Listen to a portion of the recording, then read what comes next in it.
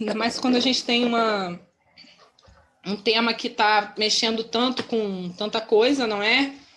Então, a gente acaba fazendo aqui um apelo para que todos pensem em opções, né? A gente está pensando em opções para manter a ciência viva, não é? Então, vou começar apresentando você, André. Obrigado. Só um minutinho que eu vou voltar aqui, vou ligar. Eu vou passar para todos vocês aqui no chat o link do Facebook para que todos vocês, quem quiser, compartilha.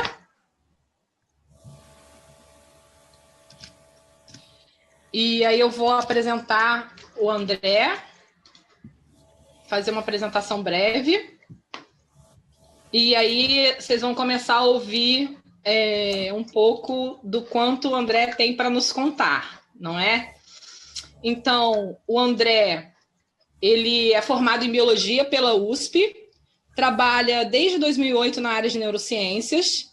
Desde 2017, ele colabora com projetos que visam democratizar a ciência. 2010. Desculpa, 2010. Desculpe, desde 2010 colabora com projetos que visam democratizar a ciência. Fundou a Open Neuroscience, colabora com a ONG Trend in África e edita o canal Open Source Toolkit da editora PLOS. Atualmente trabalha no projeto Prometheus para disseminar o uso de equipamentos científicos livres e de baixo custo em universidades e escolas. Então, inicialmente, eu gostaria de compartilhar com vocês aqui os links, né, do Prometheus Science e o contato do André. Então, assim, vocês podem ter, está no chat, eu acho que vocês todos estão recebendo. Espero que tenham recebido. Então, a partir de agora, eu dou a palavra para você, André. Sinta-se à vontade aqui no nosso espaço. E as perguntas vão ser, ele vai dar o espaço e vocês perguntam quando quiserem. Tudo bem? Fica à vontade, André. Obrigado, Julie. Ju, como eu falei agora um pouco mais cedo, é um prazer estar aqui. Tá todo mundo vendo a tela da apresentação agora? Como é que tá? Sim, todos vendo. Eu estou vendo, acredito que todos estejam vendo também. Que bom. Por enquanto, ninguém... Então, por enquanto, tudo certo. Tudo certo. Então, como a Ju disse, eu me formei em Biologia pela USP e vim para a Alemanha fazer um mestrado, acabei ficando por aqui e comecei a trabalhar com coisas em paralelo com o trabalho do laboratório que servem para democratizar a ciência. Porque eu acho que a gente só vai para frente enquanto sociedade, enquanto espécie no planeta, se todo mundo for para frente. E eu acho que a maneira de fazer isso é democratizar a ciência e a educação. Né? Então, entre esses muitos projetos que eu estou trabalhando, o que eu comecei mais recentemente, que foi esse convite que o pessoal da rede fez para mim, foi falar do Prometheus Science, que a ideia é democratizar a ciência, trazendo equipamento científico de baixo custo para as massas, digamos assim. Então, eu já vou dar um spoiler agora da nossa palestra, do webinar hoje, respondendo a pergunta: equipamento científico de baixo custo é possível? Sim, é possível. O projeto Prometheus não é o único projeto no mundo fazendo isso, mas a gente espera que a gente possa contribuir, junto com as outras pessoas que estão fazendo esse tipo de equipamento, para que, de novo, a gente possa democratizar a ciência e ajudar a trazer desenvolvimento para esse mundo todo. Né? Então, eu acho que a gente pode começar direto, já que a gente está falando de desenvolvimento. Mentira. Acho que a gente pode começar fazendo uma pequena revisão do que a gente vai ver hoje. Né? Então, eu quero falar com vocês sobre um pouquinho por que eu acho que equipamento científico, por que ferramenta é importante, né? Como o financiamento da pesquisa é feita e os poderes que existem em volta disso, né? E daí falar um pouco das alternativas, ou da alternativa que existe, que é um pouco essa filosofia de produção livre e descentralizada. A gente vai ver isso com mais detalhe, então não se assustem com os termos agora se vocês nunca ouviram falar disso. Né? Depois eu quero falar um pouquinho do faça você mesmo, então como as pessoas estão criando seus próprios equipamentos e publicando essas coisas no Brasil e no mundo. E por último, falar um pouco da Prometheus, que se insere nessa coisa toda como mais uma iniciativa, mais um participante nesse movimento global de pessoas que estão criando seus próprios equipamentos. Né? Então, para falar um pouco da importância das nossas ferramentas, eu falo um pouco da pesquisa, né? Eu acho que a gente não é nada, como eu já disse, não é nada sem pesquisa, e o que vocês estão vendo aqui é um mapa do mundo, onde as áreas dos países estão distorcidas dependendo do número de publicações científicas que esses países tiveram no ano de 2013. Então, o que você pode ver muito claramente é que você tem áreas que estão super expandidas e áreas que encolheram bastante, até quase ao ponto de desaparecer. Né? Infelizmente, aí você tem a África, América Latina, né? Alguns países aí né, aqui da região da Ásia, né? Você tem uma super expansão dos Estados Unidos, Europa, Japão, um pouco da China. Né? Não estranhamente, isso é correlacionado com o fato de que, por exemplo, em alguns desses países você já tem robôs hoje em dia substituindo o tipo de mão de obra humana, e daí se isso é bom ou é ruim, já entra em toda uma outra discussão, mas estou querendo dizer, existe a opção de proporcionar um padrão de vida super alto, né, nesses países que são super desenvolvidos, e por outro lado você tem países que ainda estamos com ferramentas, digamos assim, bem precárias e que a qualidade de vida não é tão boa. Existe uma correlação enorme entre o investimento em pesquisa e educação. Talvez eu esteja chovendo no molhado, mas eu acho que é sempre importante a gente lembrar dessas coisas, né? E o que leva à próxima pergunta. Então, se é tão importante, como a gente faz para ter mais educação? Como a gente faz para ter mais pesquisa? Né? Infelizmente, a gente vive no mundo real, não vive no mundo das ideias, e a gente precisa financiar essa pesquisa, né? E financiar a educação e como isso é feito, né? Então, no mundo inteiro, eu sei que para muita gente que está na área de pesquisa, isso de novo é chovendo molhado, mas como eu sei que tem gente que não é diretamente da área de pesquisa, eu gostaria de fazer essa revisãozinha curta aqui para a gente lembrar de como isso é feito. Né? Então, você tem dinheiro de imposto, que é separado, né, nos ramos de ciência e tecnologia, nos ministérios, né? Isso vira edital, e os pesquisadores, então, podem concorrer a editais, eles escrevem propostas de pesquisa, onde eles incluem os custos que eles vão ter para acessar a literatura, para contratar gente, para comprar hardware, para comprar equipamento científico. Né? E a história toda é que isso é um investimento de um país, né? Porque no final desse processo, depois de muito trabalho, depois de investimento pessoal de muita gente, você vai ter a criação de muitas publicações, talvez de possíveis novos remédios, novos tratamentos, novas tecnologias, né? Você tem a criação de conhecimento, então conhecimento básico, que é a base de tudo, né? Que às vezes a gente acha que não é tão importante assim porque não tem aplicação, mas na verdade, a base de tudo. Sem o conhecimento básico você não tem nenhuma dessas outras coisas, né? Tudo isso é dinheiro público, né? E, por exemplo, no caso do Brasil, infelizmente, na atual conjuntura, a gente está tendo cortes enormes na ciência e na educação, o que é, na verdade, um verdadeiro absurdo, mas isso também é uma outra discussão enorme, né, que infelizmente a gente não vai ter tempo para fazer aqui. Então, eu quero focar aqui no braço direito desse mapa, desse diagrama, que é ferramenta, hardware e software, né? Então, a ciência é financiada desse jeito, a gente não é nada sem a pesquisa, mas a pesquisa também não é nada sem os equipamentos. Né? Então, hoje em dia, a gente chegou num nível de pesquisa que você precisa 100%, em 99% dos casos, de equipamento para realizar a sua pesquisa. Né? Então, se a gente pensar em equipamentos clássicos, né, como um microscópio, que abriu todo o campo da microbiologia, abriu todo o campo da gente descobrir por que algumas doenças acontecem, etc. Né? É um equipamento que existe desde 1600, se eu não me engano, ou por volta de, e está ainda sendo usado e permitiu um monte de coisa. Uma ferramenta que mudou o jeito que o homem vê o mundo, por exemplo. Né? Os homens e as mulheres, né? A humanidade vê o mundo. Do lado do microscópio aí você tem uma máquina de PCR, que é um outro exemplo um pouco mais moderno, de um aparelho que você usa para amplificar DNA quando você está fazendo estudo de biologia molecular. Né? Então, também é uma coisa super importante que todo laboratório de biologia molecular precisa ter. Né? E para frisar um pouco mais essa minha percepção de que equipamento é importante, eu queria dar um exemplo mais extremo, que é esse de que nem os gênios escapam da necessidade de equipamento. Então, as ondas gravitacionais, né, uma parte importante da física, foram previstas por Einstein, por outras pessoas, por outros pesquisadores famosos por volta de 1936, e elas só foram confirmadas experimentalmente, agora, em 2016, ano passado, porque foi quando a gente conseguiu ter a tecnologia e o desenvolvimento científico suficiente para construir os equipamentos que permitiram testar essas hipóteses todas.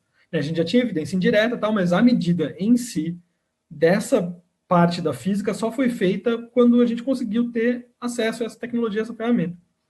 Então, não é que é uma coisa assim, nem é todo mundo que precisa, não. Tipo, todo cientista em algum momento vai precisar de equipamento de ferramenta para testar as suas ideias, as suas hipóteses, né?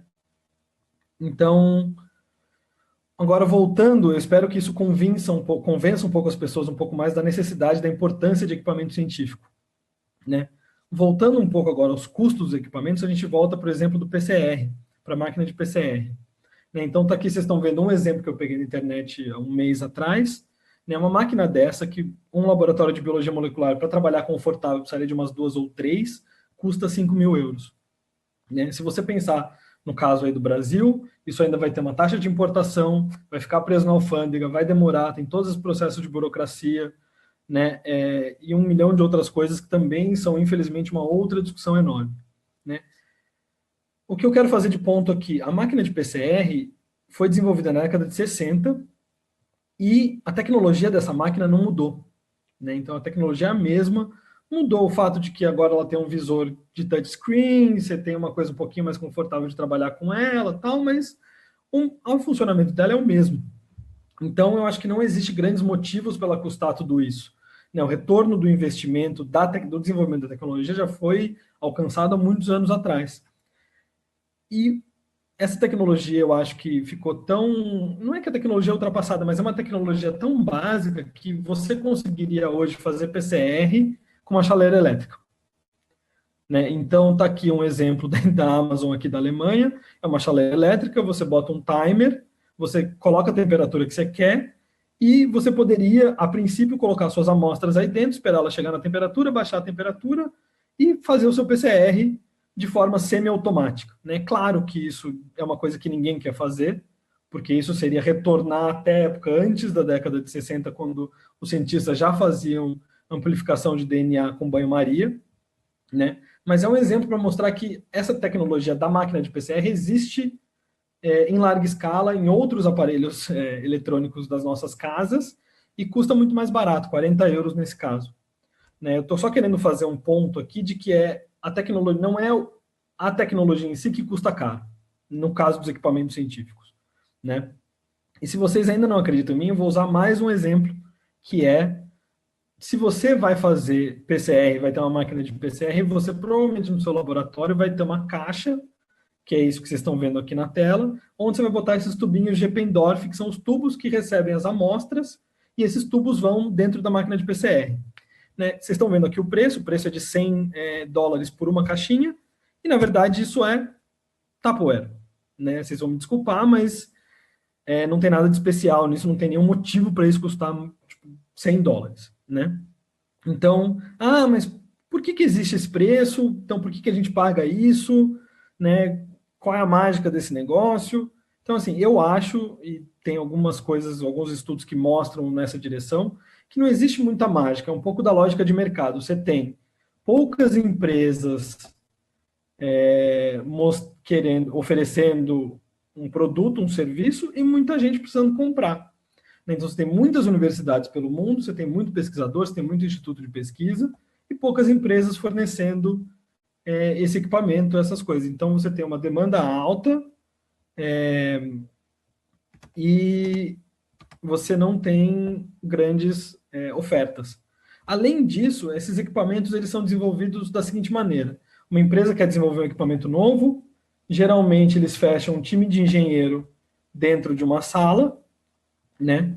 E esse time de engenheiro, então, vai desenvolver esse equipamento, vai botar uma patente em cima, e aí, porque tem uma patente, eles vão poder cobrar o preço que eles querem, né? E aí, agora, antes da gente continuar, eu queria abrir um espaço para quem tiver perguntas, se tudo isso está claro até aqui, porque agora eu vou mostrar as alternativas desse método de produção, né, e o que existe de equipamento de baixo custo, então seria interessante a gente parar agora e, se vocês tiverem perguntas, seria um bom momento de fazer. André, a Alguém gente tem tem pergunta? alguns comentários no Facebook. Então, agradeço ao pessoal que está acompanhando a gente na live do Facebook. A Karina Abraão diz que está adorando aprender assim. A Karina é editora-chefe do Eureka Brasil e é uma parceira e está, na verdade, vendo pela primeira vez essa novidade, né? Maravilha. Obrigado, Karina. O Leonardo Borges comenta que não tem perguntas até aqui, então acredito que o André, acho que só tem mais uma pergunta até agora, tá, André? Tá joia. É o André Luiz Barbosa. Seja bem-vindo de novo, André. É muito bom ver você por aqui. Então, ele comenta, tendo em vista a precariedade das nossas universidades, em particular os polos do CEDERJ, seria uma ótima criarmos parcerias para melhorar os nossos equipamentos. Só tentando atualizar vocês, o André é um estudante do consórcio CEDERJ, na verdade, é um consórcio de várias universidades públicas que estão no estado do Rio, não é? Então, ele está dizendo que os polos têm alguns problemas de infraestrutura. Imagino que todos saibam do problema que nós estamos enfrentando no estado do Rio. Eu acredito que o CEDERJ seja uma iniciativa e uma ação fundamental e, certamente, André, todas essas ações que a gente... André Barbosa e André Maia, né? Todas essas ações que pesquisadores juntos, professores interessados em ciência estamos fazendo, para que essas parcerias, né, sejam possíveis. Então, André Luiz Barbosa, eu agradeço muito que você tenha tocado nesse assunto e eu espero que o André Maia possa nos ajudar com isso em breve. E o Diogo, eu não sei falar seu sobrenome, Diogo, me perdoe. Eu vou depois te dar a voz para você contar para mim como fala seu sobrenome.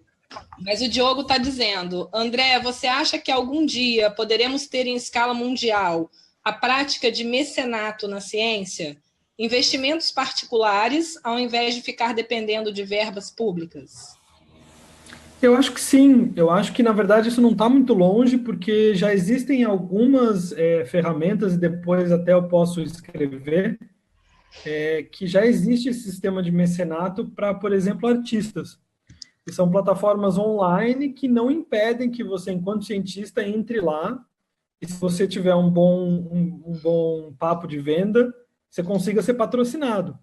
Né? Agora, a questão para a ciência, você vai precisar daí usar exatamente esse tipo de equipamento, de baixo custo, né? Para você poder fazer com que o investimento das pessoas que estão fazendo esse mecenato possam cobrir os seus custos.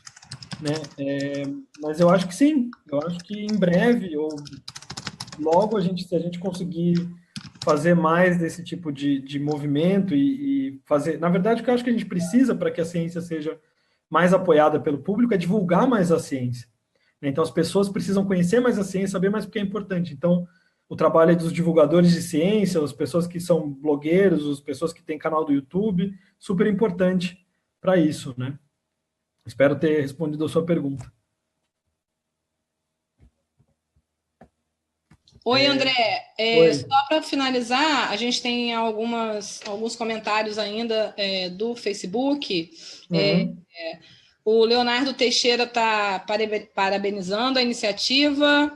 A Luísa Idiane Dias está mencionando que é um jogo de interesses, e aí levam a entrave das descobertas, principalmente para ambientes educacionais com pouco recurso e mais jovens. Ela ainda complementa num outro comentário. Hoje vemos que a iniciação científica está cada vez mais avançada. Ela está dizendo que ela, em especial, trabalha com iniciação científica no ensino médio e na universidade pública. E vê o quanto os jovens estão dedicados, mas as pesquisas demoram muito pela falta de equipamentos e sucateamento dificulta e desestimula a cultura científica. Então, Entendi. São só alguns comentários que eu considero que sejam relevantes trazer para cá, porque acredito que seja a vivência de outros que estão aqui. Desculpa, qual é o nome da pessoa que fez esse último comentário? Eu esqueci. Luísa Idiane Dias. Agradeço os seus comentários, Luísa. Luísa, obrigado pelo comentário. Eu espero que no final desse seminário você perceba que existem alternativas, que as pessoas podem conseguir outras formas de montar os equipamentos, de ter equipamento, acho que principalmente para a iniciação científica, e que você se sinta também encorajada a procurar essas coisas e talvez colocar a mão na massa você também para criar os próprios equipamentos de educação para a iniciação científica. Tá bom? Mas obrigado pelo comentário. Só o último, agora eu não vou poder, depois a gente faz outra entrada, o último, tá? A Thaís Righetti está dizendo que a iniciativa é excelente e que ela tem interesse em aplicar esse conhecimento para montar um laboratório na escola onde ela atua. Então, eu não sei, Thaís, onde você atua, mas depois, se você quiser comentar, a gente complementa. Tá bem, Thaís? Obrigada. Legal. Obrigado, Thaís. E eu espero também a mesma coisa, que depois do seminário você consiga e tenha, digamos, a coragem de montar seus próprios equipamentos, que o pessoal pensa nisso de faça você mesmo, ter o seu próprio equipamento de baixo custo, e acaba imaginando que precisa ter muito conhecimento de eletrônica e tal. Mas isso eu já estou adiantando um pouco demais. Vamos voltar. Agora a gente já chega nesse ponto. Posso, então, continuar? Pode sim, André, por favor. Desculpe das perguntas. Pode sim.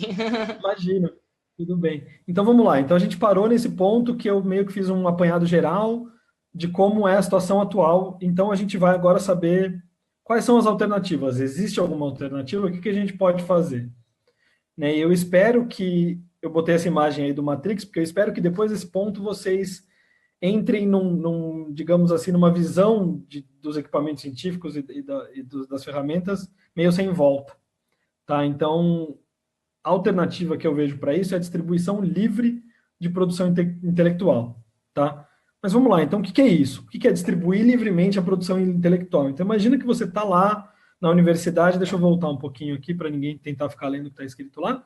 Você está lá na universidade, você está produzindo um equipamento novo, porque você está tentando medir uma coisa para a qual não existe um equipamento ainda adequado, e você criou um equipamento novo e publicou um artigo.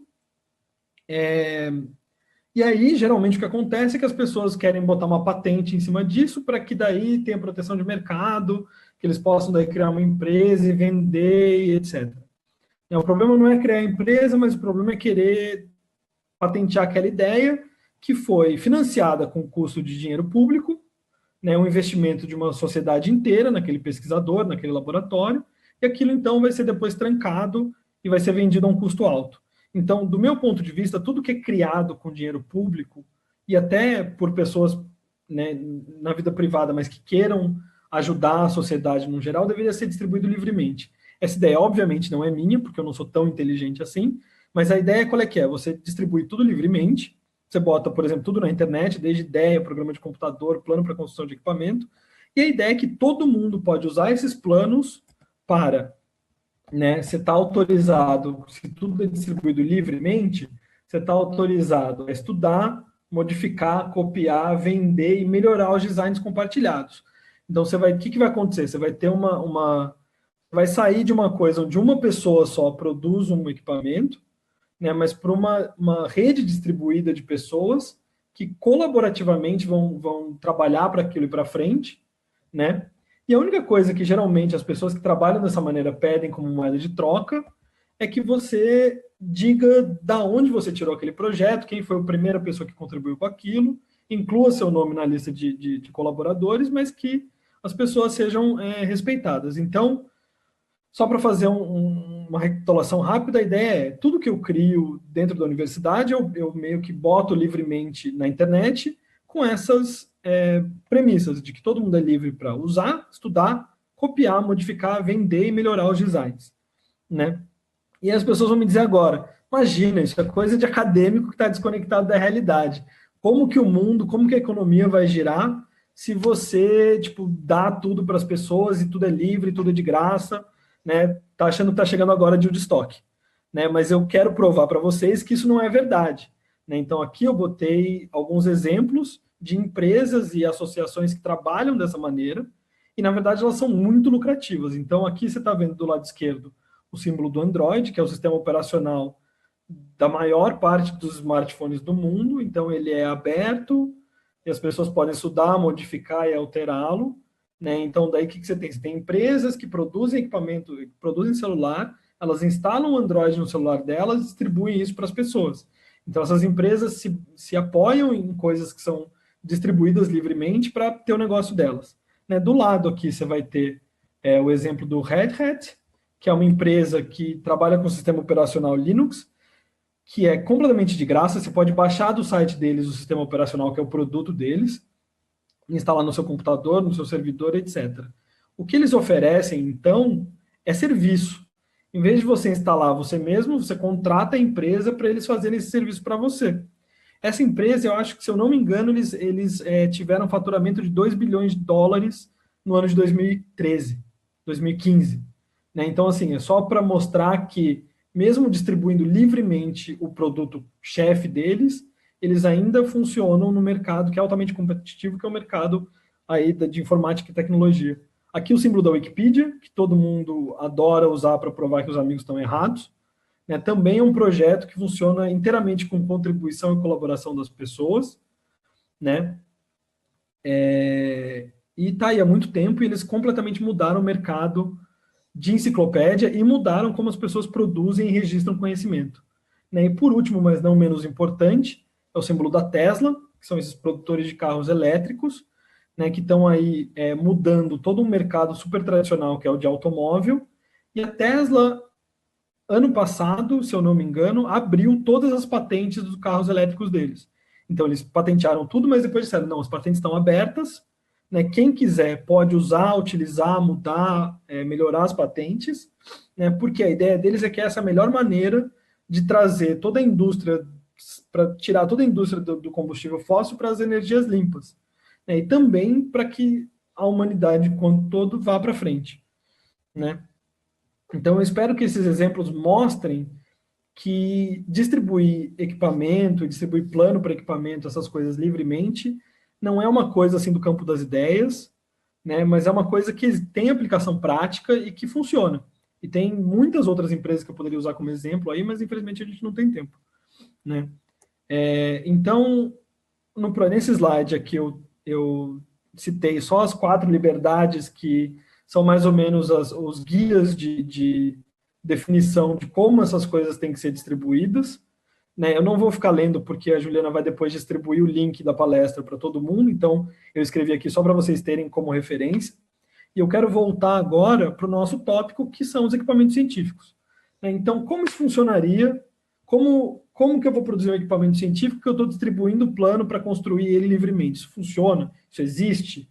Né? A gente vai precisar criar um mercado todo novo? Ainda bem que não. Né? Porque ainda bem que não, que a gente não vai precisar criar um mercado novo. Porque já existem equipamentos científicos abertos e livres. Né? Por exemplo, no caso do PCR, que a gente voltou no PCR que eu mostrei no começo, existe uma máquina de PCR chamada OpenPCR, OpenPCR, que é vendida por $650. Ela faz a mesma coisa da máquina de 5.000 euros. Né? Ela pode ser comprada assim, pronta do jeito que vocês estão vendo, por $650, ou você pode comprar uma caixa que vem com todas as partes e você monta isso no seu laboratório. Isso, então, vai dar uma diferença de preço, você vai pagar um pouco mais barato pelo kit. Né? E ainda, se você não quiser comprar o kit deles e quiser ser ainda mais barato, mas gastar um pouco mais de tempo, porque daí você vai ter que achar todas as peças online, você pode entrar na página deles, pegar todo o plano de produção dessa máquina e achar na internet, em vendedores, as peças que eles usaram para montar essa máquina. Né? E daí você vai gastar um pouco mais de tempo, é claro, mas você pode montar ainda mais barato uma máquina de PCR. Né? E o que é legal disso é que, como isso é aberto, você tem muito espaço para que outras pessoas possam mudar esse design. Então, o que eu estava falando antes. Aqui um exemplo concreto. O Xingo, que é um colega meu aí dessas coisas de open source e de distribuição livre, pegou esse OpenPCR e falou, eu não gosto muito desse design, eu não gosto muito dessa cara, com essa coisa feita de madeira, eu quero mudar. E aí ele criou o Ninja PCR. Né? Então, é um pouquinho mais bonitinho, como vocês estão vendo o design, e ele recebe menos amostras, e ele mudou algumas coisas da parte eletrônica que fazem ele ser um pouco mais rápido do que o anterior. Então, você tem aí já a primeira derivativa do OpenPCR, né, que é o Ninja PCR. Não satisfeito com isso, alguém foi e criou uma versão menor ainda do OpenPCR, que é uma versão de $85, ainda mais barato. Ele tem um pouco menos de capacidade, mas talvez sirva para o uso que essas pessoas tinham em mente quando eles criaram isso. Né? Aqui vem o próximo exemplo que eu acho que é super interessante para o nosso seminário, que existe um grupo no Brasil, o pessoal do Lab de Garagem, que criou o termociclador deles, que é um PCR brasileiro, 100% nacional. Né? Então, para as pessoas interessadas, se vocês procurarem PCR Lab de Garagem online, vocês vão achar a página deles, e vocês podem entrar em contato para saber o que eles estão fazendo, se eles querem colaborar para produzir coisas novas e etc. Né? Então, beleza. Então, eu acho que o exemplo do PCR serve para a gente ver que isso é possível. Então, que é possível criar equipamento de custo mais baixo e que é possível essa lógica de distribuir os planos de produção também funciona, né? Tem mais alguma pergunta até aqui sobre essas coisas? Tem alguns comentários parabenizando a iniciativa, a equipe da rede está dizendo que está incrível, que bom que você aceitou o desafio. Eu queria saber se algum de vocês tem pergunta, estou vendo pessoas conhecidas aí, outras eu ainda não conheço. Gostaria de agradecer a presença do Jorge Petretti, que é um professor da UENF, que sempre teve esse intuito de criar equipamentos e fazer vários experimentos a baixo custo. Então, Jorge, muito obrigada pela sua presença. Eu sei que você já contribuiu muito conosco. Eu tive a oportunidade de ser estudante dele na graduação. Agradeço muito sua presença. Também gostaria de agradecer a presença do Tiago Blanc, é um estudante. O Willy, muito obrigada por você estar aqui, nosso colaborador da rede também. O André Luiz Barbosa está dizendo que tem que ser 1h30 a 2 horas, porque 1 hora é muito pouco. Imagina, André. O José Francisco... Se tiver audiência, estou aí. O José Francisco de Salles Chagas está parabenizando você, dizendo que você sempre está lutando pela ciência. Então, José Francisco e Beatriz estão mandando esse recado para você. A gente está com algum problema na live do Facebook, mas tem a Karina Poça-Abraão, nossa colaboradora da Eureka Brasil. Muito obrigada, Karina. Então, ela está colocando vários pontos, tá, André? Eu vou ler com calma para ver se a gente consegue acompanhar, tá? Então, o primeiro ponto que ela destaca é: desenvolvimento de equipamento não é necessariamente feito na academia, ou seja, com dinheiro público. Na grande maioria dos casos, é feito por empresas privadas. Esse é o primeiro ponto. Segundo ponto, nos Estados Unidos, tudo que é produzido com dinheiro público não pode gerar patente particular. Em vários casos, o desenvolvimento geralmente vão para empresas de distribuição free. Exemplo, podem ser observados softwares desenvolvidos pelo MIT. O terceiro ponto é: qual a diferença de qualidade entre os aparelhos de empresa particular e as open source, como a máquina citada por você? E o quarto ponto: por causa do sistema produtivista da ciência, os cientistas não gastam tempo em construir equipamentos open source já existentes. Com isso, identificam o desenvolvimento. Esses foram os pontos que a Karina apontou. Você quer comentar? Porque eu tenho mais dois comentários aqui também. Você quer... Posso comentar, sim. Então, a Annelise Frazão e o Willy, eu vou só esperar o André comentar esses, e aí eu falo e a gente lê o de vocês, tá? Agradeço ao pessoal do Facebook. Karina, muito obrigada pela contribuição. Então, vamos lá. Eu, de fato, infelizmente, não conheço o caso dos Estados Unidos, eu nunca trabalhei lá ou aí, eu entendi que ela está nos Estados Unidos. Mas, assim, eu sei que o MIT, por exemplo, eu tenho a impressão que é um exemplo, é uma exceção e não a regra, né? Porque grande parte das universidades nos Estados Unidos, na verdade, elas têm, obviamente, investimento público, mas elas não são entidades públicas, né? E a história que eu falei da patente das universidades é o exemplo que eu tenho aqui da Alemanha. Então, geralmente é isso que acontece aqui, né? Então, a universidade gasta tempo e dinheiro para patentear as coisas e acaba nesse caso que daí vira uma coisa fechada para o resto da população, uma coisa que foi paga com dinheiro público. Sobre os cientistas não produzirem equipamento por causa do sistema produtivista, eu, infelizmente, também discordo, porque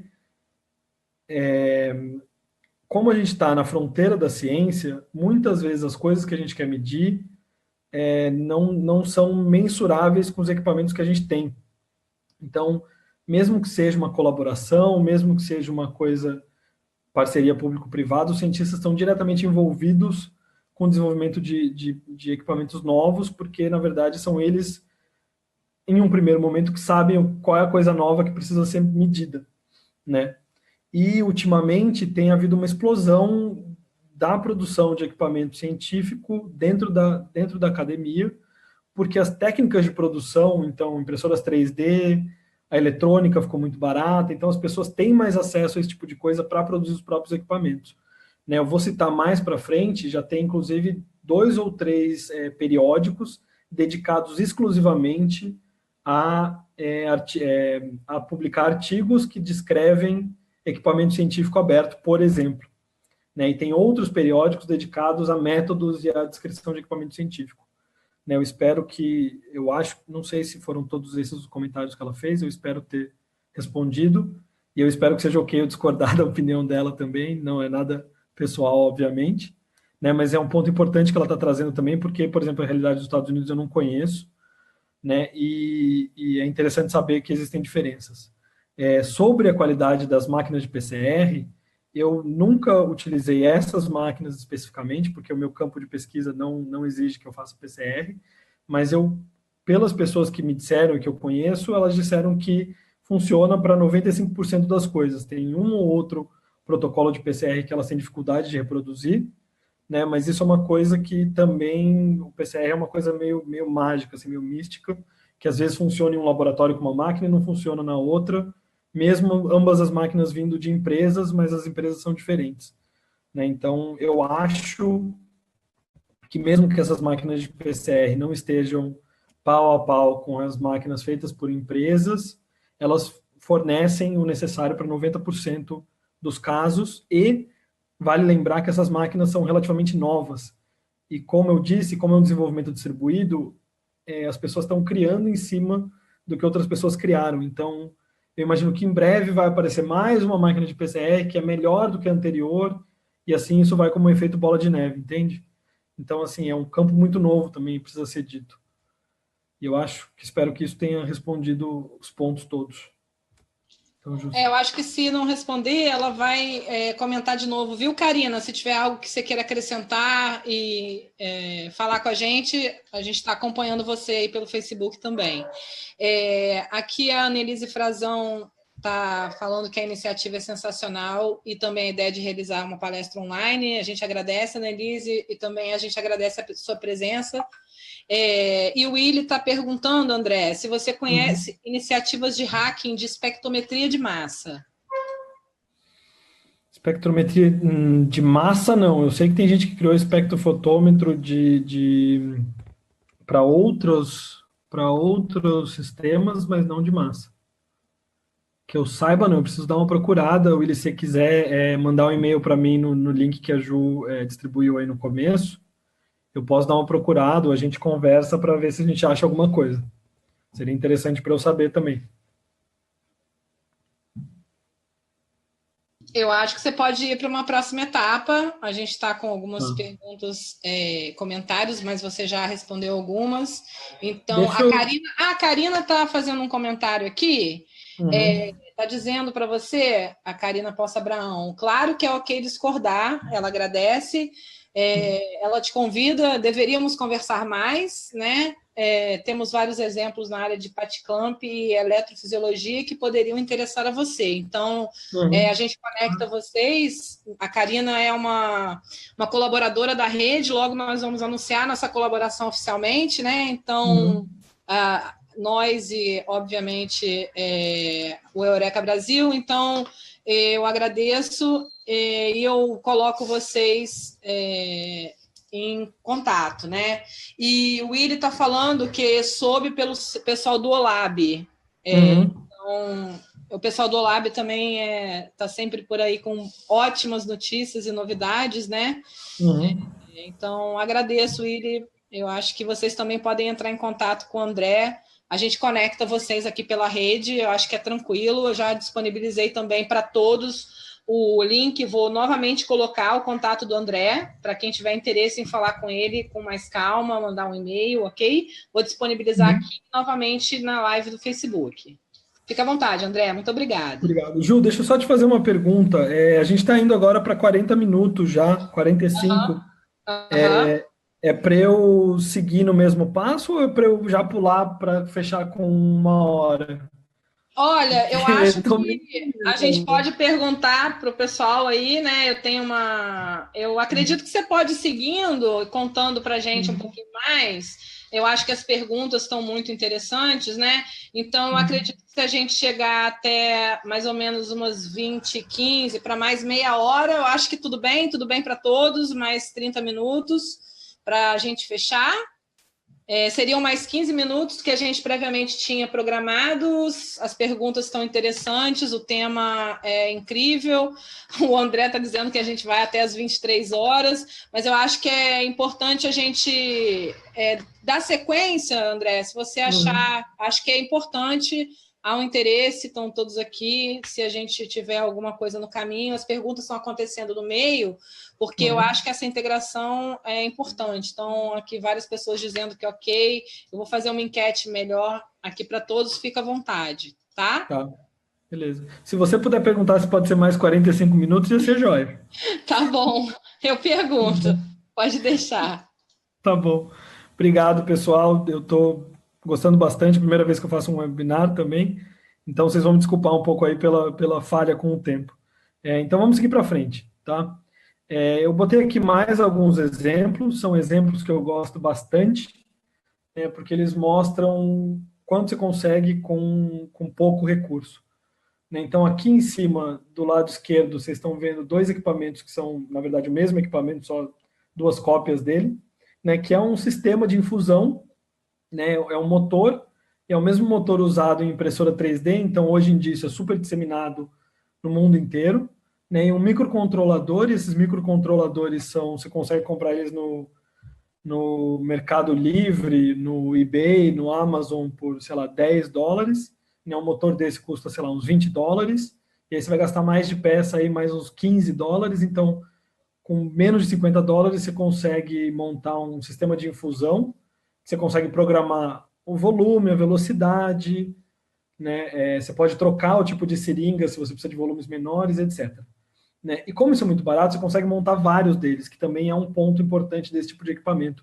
Você consegue montar uma coisa você consegue paralelizar uma série de experimentos, uma série de coisas, você consegue montar mais de um. Então você não precisa mais comprar um microscópio só, que é super caro, mas você pode comprar 5. Claro, a verba permitindo. Mas é uma coisa que dá para começar a pensar. Do lado direito, aqui vocês vão ter um estetoscópio, que é completamente impresso, não esse aqui exatamente, mas a ponta dele aqui é impressa. Eles têm uma versão também que é completamente impressa, numa impressora 3D, e as pessoas que criaram isso é um grupo liderado por um médico que é canadense e palestino, meio canadense, meio palestino. Eles mostraram que um estetoscópio desse custa $5 para produzir, claro, depois que você já tem a impressora 3D, e ele bate de igual para igual com os estetoscópios Littmann, que são os líderes do mercado e custam mais de $300. Então, o que eles estão fazendo é montando impressoras 3D na Palestina e imprimindo esse e outros equipamentos médicos para suprir os hospitais da região, ou os locais de apoio à população da região. Aqui embaixo você tem uma peça que você encaixa num smartphone que permite você fazer exame de fundo de olho. né? Aqui no meio você tem um sisteminha que é uma caixa com os LEDs que você usa para o pessoal da botânica, né, para fazer cultivo de plântula no laboratório. Então, geralmente isso é feito com prateleiras enormes no laboratório, as prateleiras têm várias lâmpadas fluorescentes em cima delas, e no artigo que descreve esse equipamento, eles mostram como essas lâmpadas fluorescentes fazem uma iluminação que não é uniforme e tal, eles mostram como isso é melhor, e a inovação deles aqui é que você pode ter vários no mesmo lugar com vários tipos de iluminação diferentes. Então, vocês podem ver aqui o rosa, o roxo, o branco, tal, são tipos de luz diferentes que você usa no mesmo espaço. E aqui uma direita que eu gosto muito, que é um microscópio a laser, né, confocal, feito com drive de Blu-ray. Então, o cara pegou um Blu-ray, que nada mais é que um sistema que tem um laser azul, né, por isso que ele chama Blu-ray, né, e transformou isso no microscópio confocal a laser. Né, vocês estão vendo aqui embaixo as escalas, e ele mostra que ele consegue chegar à resolução de submicrômetros. Né, então, uma coisa altamente tecnológica, por assim dizer, feito com baixo custo. Né, e os planos para isso também estão online, então quem tiver interesse me manda um e-mail para poder mandar para vocês. Então, assim, são exemplos disso. Né? Um outro exemplo que eu queria mostrar são como esses equipamentos de baixo custo servem para automatizar coisas no laboratório. Então, aqui do lado esquerdo, vocês estão vendo essa animação de um sistema automático usando aquele primeiro equipamento que eu mostrei, para fazer troca de cultura de célula. Então, o pessoal que trabalha com cultura de célula, direto tem que ir no final de semana para o laboratório, porque tem que trocar a cultura das células e passa, às vezes, horas durante o dia trocando a cultura das células, se eles têm muitas culturas. Esse sisteminha aqui é bem simples, porque o que ele é? São essas duas sistemas de seringa, você vai ter uma que puxa a cultura antiga e uma que injeta a cultura nova. Você programa isso bonitinho, e daí você pode deixar isso fazendo serviço para você automaticamente. Aqui no meio você tem um sistema que é um robô, que injeta a comida das drosófilas, ou das mosquinhas das frutas, nos tubos para quem trabalha com mosca da fruta. E aqui no canto direito, você tem um outro robô que faz pipetamento, não sei se é essa palavra em português, né, para testes ambientais, para testes toxicológicos ambientais. Esses três estão descritos e são abertos, e além de serem de baixo custo, um robô desses custaria super caro se fosse comprado numa empresa tradicional, eles permitem permitem que os pesquisadores gastem menos tempo com trabalhos manuais que não são a coisa mais importante que eles poderiam estar fazendo, né? Então, eu espero ter convencido que existem vários exemplos interessantes, e agora eu queria mostrar o exemplo que levou a gente a montar o Prometheus, que foi um trabalho que eu comecei com a organização Trend na África, com a Lúcia e com o Tom, que estão aqui na foto do lado esquerdo, né, que são inclusive os fundadores do Trend. Então fica aqui o meu agradecimento para eles por todo o trabalho e todas as coisas que eles desenvolvem, que é um trabalho danado. A gente publicou esse ano um artigo descrevendo um equipamento, que é um equipamento que você consegue montar com $100, e ele é, na verdade, em português, digamos, um multilaboratório. Né? É um sistema que permite você fazer várias imagens com uma câmera e uma lente, e essa lente é versátil o suficiente para que você consiga fazer desde imagem de célula do sangue até imagem de animais inteiros para fazer behavioral tracking, para fazer análise de comportamento de animais. Né? Isso foi criado durante os nossos workshops e fora deles na África, por necessidades que a gente precisava de equipamento lá e não tinha.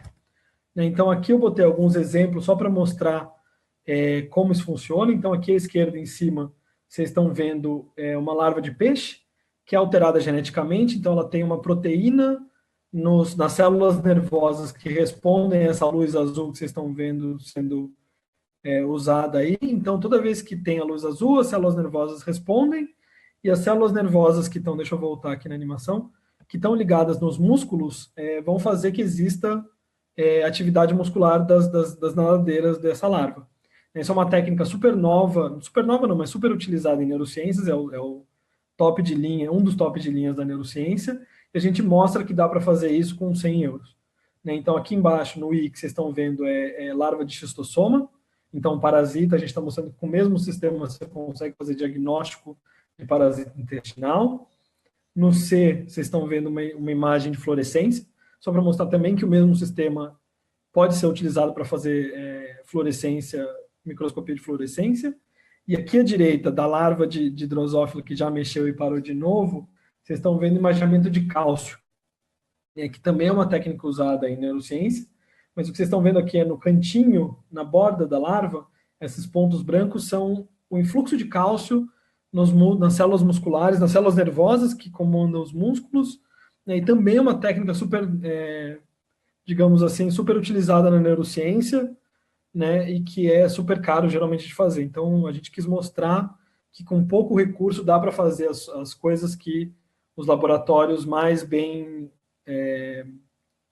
financiados estão fazendo também. Né, aqui, entrando naquele comentário, quão bem isso funciona em comparação com os outros sistemas, ainda não funciona para 100% das coisas. Né, funciona para 95% das necessidades do laboratório. Mas, como já está tudo aberto, todos os planos estão online, e se as pessoas quiserem, elas podem começar a montar isso hoje, né, a gente espera que as pessoas vão melhorar e vão contribuir com esse design. Tá? Então, aqui eu encerro um pouco a parte dos exemplos. O que eu quero fazer agora é mostrar para vocês que existe uma grande comunidade global trabalhando com essas coisas, então botei aqui um monte de link de um monte de gente fazendo esse tipo de coisa, um monte de gente super interessante. Eu só vou falar brevemente um por um aqui. Então, primeiro é o GOSH, que é o Gathering for Open Science Hardware, que é uma comunidade global, tem de verdade gente do mundo inteiro, trabalhando exatamente com isso, a democratização da ciência, dos equipamentos científicos e da apropriação das comunidades da ciência. Então, tem gente da América Latina inteira, tem gente do Brasil, tem gente dos Estados Unidos, tem gente do mundo inteiro, tá aí o link, e a Ju depois vai passar para vocês esses links todos. E é um pessoal super receptivo, então entre no fórum, entre nas coisas, debatam, discutam, achem colaborações, eu acho que é super legal.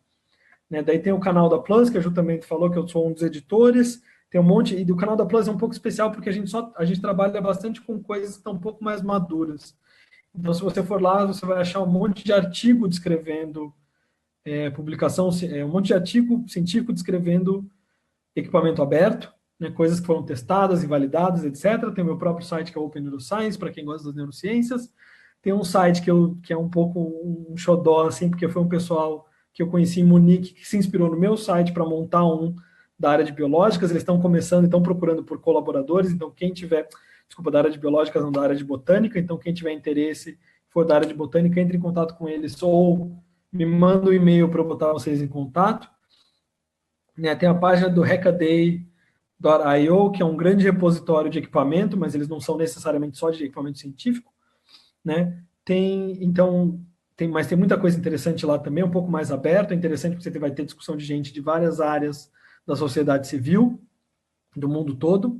Você vai ter o CTA, que é o Centro de Tecnologia Acadêmica, que é um trabalho incrível do pessoal da Federal do Rio Grande do Sul, que eu acabei de ver que eu escrevi errado aqui, mas é um trabalho incrível do pessoal da Federal do Rio Grande do Sul, do professor Rafael Pezzi, que é um cara também incrível, que está há muito tempo trabalhando com tecnologia aberta no Brasil, então vale a pena entrar lá e entrar em contato também, porque eles estão desenvolvendo hardware bem bacana. Tem a página do Instructables também, hardware geral, né? Tem daí 2 jornais, 2 periódicos que são dedicados a hardware de código aberto, então voltando naquilo que a gente falou, está tendo uma explosão de gente produzindo essas coisas porque as tecnologias evoluíram o suficiente para que a gente consiga fazer isso do conforto do nosso próprio laboratório ou de casa. Né? Você vai ter aqui a Apropedia, que é um wiki, é um sistema, é uma página de wiki, onde as pessoas estão bem preocupadas com questões ambientais. Então tem um monte de equipamento para medir qualidade do ar, qualidade do solo, criar coisas que possam levar comunidades para frente nesse sentido. Por último, e não menos importante, você tem a Hackteria, que é também uma comunidade meio na forma de wiki, onde eles estão super interessados nessa mistura de arte com ciência e criando equipamentos que são muito malucos, do meu ponto de vista, que você mistura, você transforma dado científico em arte, né, mas são umas interações muito legais, então é uma coisa super transdisciplinar, super interessante. Né? No Brasil, mais especificamente, você vai ter aí o Centro de Tecnologia Acadêmica, que eu já falei. Olha, e aqui eu vou pedir desculpa, porque como eu estou fora do Brasil há muito tempo, eu não conheço todos os grupos trabalhando. Eu gostaria até, se alguém conhece algum grupo que não está aqui escrito, por favor, me escreve para eu saber, para eu entrar em contato. Então, isso aqui não é nada dizendo que só esses são bons, eu estou só botando os exemplos que eu conheço, né? Então, por favor, me perdoem pela falta de mais exemplos, eu tenho certeza que tem mais gente trabalhando com equipamento científico no Brasil, mas então você tem o Centro de Tecnologia Acadêmica, né, que tem isso que eu já falei do professor Pezzi, o pessoal, eles desenvolveram ano passado o primeiro encontro brasileiro de hardware aberto e livre, eu imagino que eles estejam preparando o segundo, né, e o encontro está online, tem um monte de palestra online no YouTube, são umas palestras muito legais, teve gente do mundo inteiro que foi, vale a pena dar uma olhada. Tem o pessoal do Garoa Hacker Club em São Paulo, que está desenvolvendo também, junto com o pessoal da USP, algumas coisas interessantes. E como eu mencionei já do PCR, o pessoal do Laboratório de Garagem. Tá? E aí, todos esses exemplos, toda essa gente trabalhando com isso, fica a pergunta que levou a gente a criar o Prometheus. Que é, por que esse tipo de equipamento, então, não está em todas as bancadas, em todos os lugares? Né? Por que já que tem tanta gente produzindo, por que a gente não vê isso mais espalhado, mais massificado? Né? E a resposta, do meu ponto de vista, é muito simples. Né? O interesse e a capacidade dos pesquisadores e dos makers não está na produção de larga escala. Então, eu sou lá, sou pesquisador, eu fui lá, criei, né, meu próprio equipamento, está aqui, eu publiquei o meu artigo, eu comecei a usar no laboratório, mas eu não tenho, primeiro, o tempo para transformar isso num produto comercial e não tenho a capacidade, não tenho o know-how para fazer isso. Né? Meu interesse é pesquisa, meu interesse, infelizmente, não é distribuir equipamento. Então, como a gente faz? Como a gente traz esses equipamentos para o resto do mundo?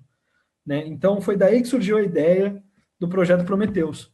Então, o que a gente quer ser? A gente quer ser uma incubadora de equipamento. O que isso quer dizer? O que a gente quer fazer? Então, como esses equipamentos são distribuídos de forma aberta e livre, o que a gente quer fazer? A gente quer pegar equipamentos e artigos descrevendo esses equipamentos, trazer eles para dentro da Prometheus, no sentido de que a gente vai levar eles pelas próximas etapas de produção, né? Formalizando esses equipamentos, por assim dizer. Então, o que a gente precisa fazer?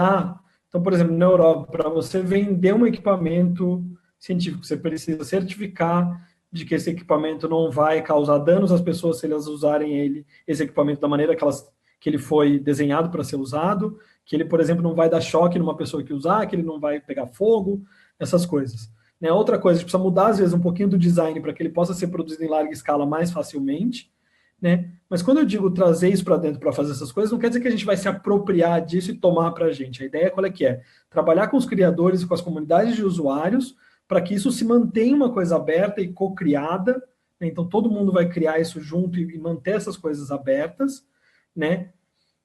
Então a gente vai servir, na verdade, meio que de catalisador para esse processo, né? A gente traz isso para dentro, a gente se preocupa com toda a burocracia, toda a parte chata, digamos assim, disso, e o que a gente ganha é que a gente não precisa desenvolver os produtos do zero, e o que as pessoas ganham é que elas podem daí simplesmente comprar essas coisas da gente.